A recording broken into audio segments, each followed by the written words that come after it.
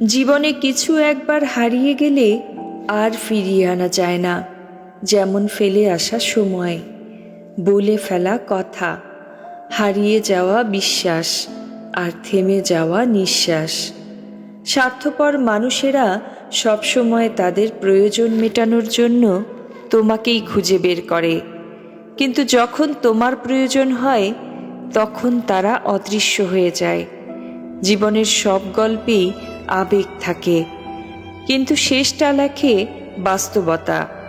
অনেক সময় সেটা হয় অপ্রত্যাশিত এবং কষ্টের। আবেগের কাছে হার মেনে আমরা কাঁদি, আর বাস্তবতার কাছে হার মেনে আমরা বদলাই। এই দুইয়ের মাঝখানে দাঁড়িয়ে আমরা আসলে নিজেদের অজান্তেই বড় হয়ে যাই। আপনার মতামত শুধু তখনই গুরুত্ব পায় যখন আপনি ক্ষমতাশালী। দুর্বল মানুষের কথা কেউ শোনে না। রক্তের সম্পর্ক থাকলেই আত্মীয় হওয়া যায় না। হৃদয়ের সম্পর্কই আসল আত্মীয়তা।